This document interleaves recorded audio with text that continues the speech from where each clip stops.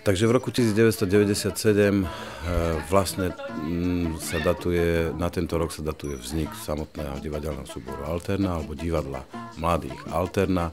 Aj ten názov vlastne vychádza z toho, že chceme robiť rôznymi alternatívnymi prvkami, lebo za tie roky sme robili divadla poézie, bábkové hry, rozprávky, tanečné divadlo, kvázi činoherné alebo alternatívno činoherné predstavenia. Vždy to vychádza z toho, aká partia detí alebo detí, adolescentov a teda študentov medzi 15 a 19 rokom sa tu stretne.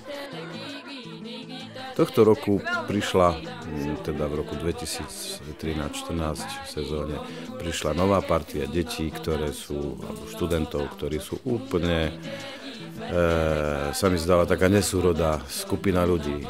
Od 14-ročných deviatakov až po 21-ročnú dievčinu, ktorá už má za sebou strednú školu a príjmačky na vysokú školu. Vlastne takou náhodou, aj keď náhody asi neexistujú, sme sa dostali k poviedke Jana Babaríka, nášho rodáka, z knihy Pálenie mostov, a v tejto knihe prvá poviedka, ktorú v nej píše, tak je o dedinskej zabíjačke, kde prasa už si myslia teda, že je zabité, ale ono sa postaví a uteká celou dedinou a oni ju naháňajú. Proste je to taká paródia na zabíjačku.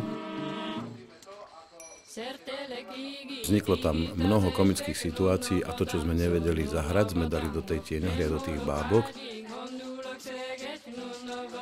A sami sme ani nečakali, že to bude mať taký úspech, lebo ja som to oficiálne aj uvádzal na krajskej prehliadke, že to je hra, ktorá bola nacvičená za účelom hlavne skĺbenia kolektívu. No a nakoniec v silnej konkurencii to tú krajskú súťaž aj vyhralo a dokonca na celoštátnej to bolo na 3. mieste, čo bol obrovský úspech na to, že títo ľudia vlastne pred rokom sa ešte v podstate ani nepoznali.